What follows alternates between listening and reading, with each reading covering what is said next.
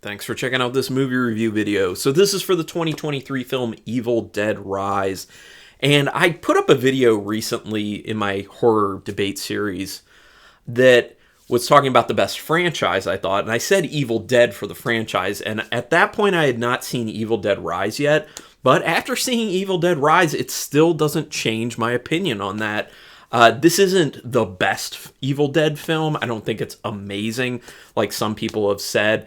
I've seen a lot of people online saying that they believe that it's that it's better than the Fede Alvarez remake that was in, I think, 2023.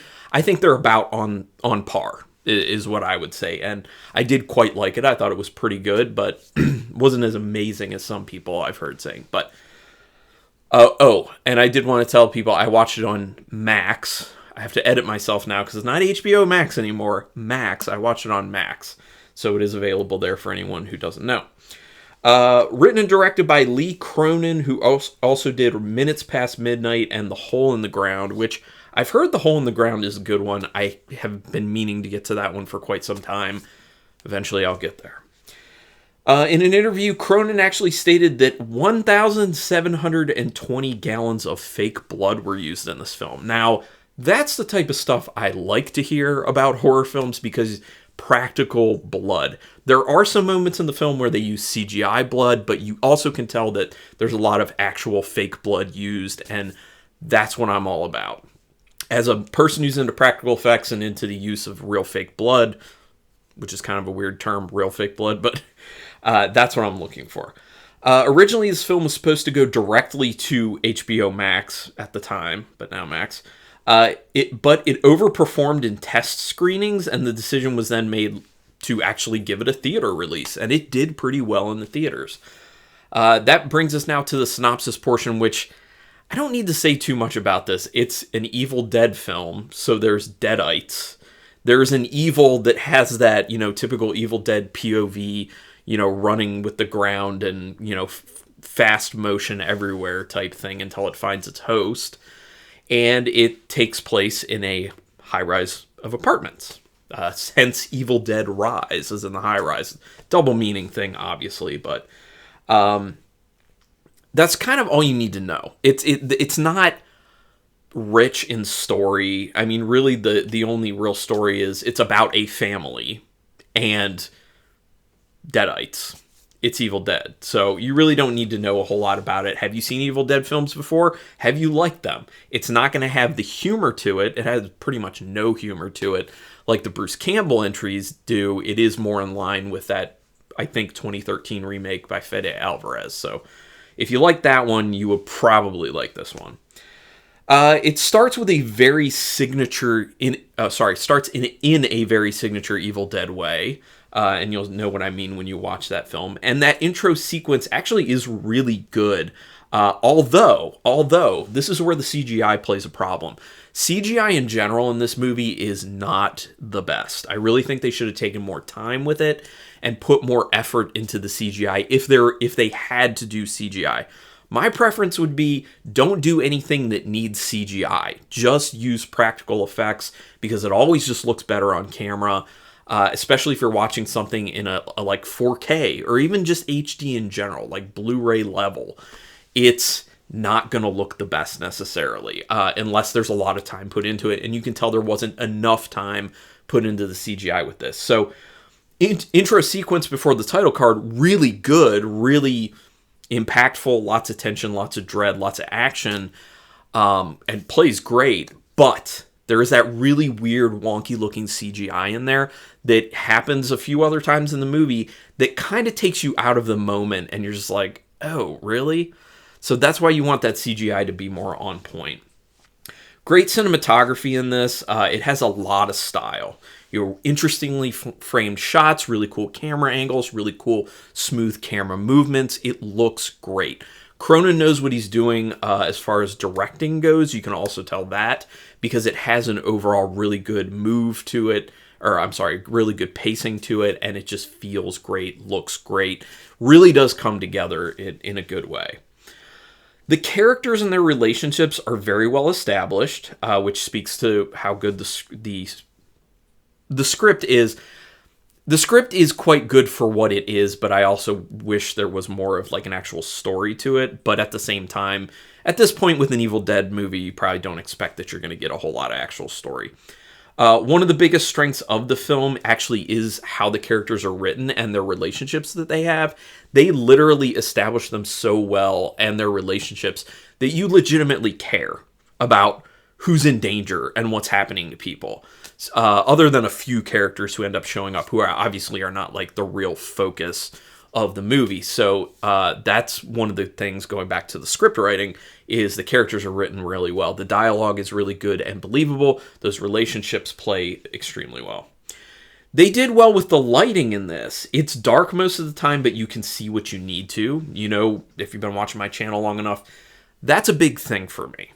If you're having a lot of stuff in the dark and I'm having a hard time seeing what's going on, that's a problem. And there are a lot of movies that have that issue nowadays. This one, not that issue. They knew exactly what they were doing with the lighting, so they could keep the scenes dark, but also you're seeing what you need to see in them. So good job on that. The book, you know what I'm talking about. The design is different in this. And I think, and there is a reason for that, which if you watch the movie, you'll understand. I really like the design of the book in this. Quite interesting. I think it's well done. It's very well pulled off. Especially the, it's not the spine, the other side where you actually open it up. That portion in particular really gave me some joy. So I really did like that. There's a scene done through a peephole that is very cool. It went on a lot longer than I expected it to, but it really held my attention, and it just looks cool. It's very interestingly done. This is one of those moments with the cinematography I was talking about that it's very interesting. It's very inspired. It's an interesting shot that kind of makes people take note of how cool the cinematography is with this movie. So there are a bunch of moments like that, and that particular sequence, looking through the peephole, very cool in my opinion.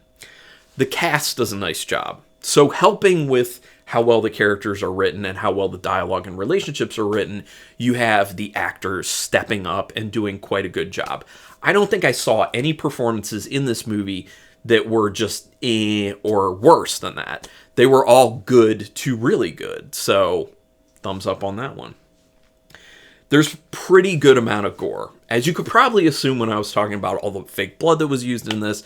But yeah, there's a good amount of gore in this, and for someone like me, that's what I want to see from an Evil Dead movie, especially now. In 2023, that's what I want to see in an Evil Dead movie, because I know most likely they're not going to put that Bruce Campbell type humor in there, and they're going to go more of like a straight up horror. So what do you get? You know, I want cool kills and I want a lot of gore. This film has that. So good. There is a scene with a lot of blood that's CGI, and how bad it looks kills that scene. So echoing back to kind of what I said about that opening sequence before the title card, there's another sequence much later in the movie where it's a cool sequence, but the fact that this blood is CGI and it looks so bad kills that scene. It took me out of the scene. It made me look at it as stupid as opposed to being cool, which it could have been if they would have just used regular blood. I understand why they went CGI with that, but again, that's why you have to put enough time into it to make it look right. One of the biggest problems with the CGI in this is that the physics are off. The physics are so off with how things move, and that's what you need to take time to perfect in a movie. Just saying. I do like what they did with the end. What they did to end this movie, very good. Fan of it.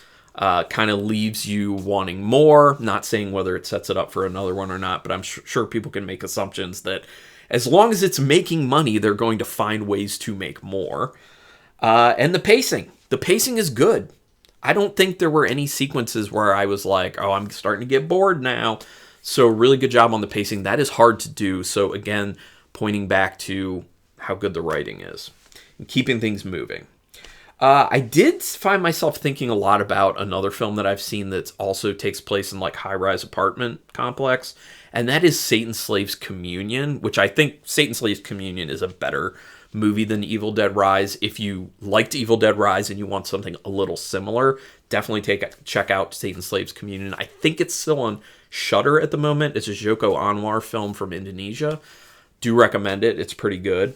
And then the last thing I wanted to talk about is that it goes pretty hard at a theme of fractured families and what cracks those fractures within a family can end up letting in. Negative things, obviously.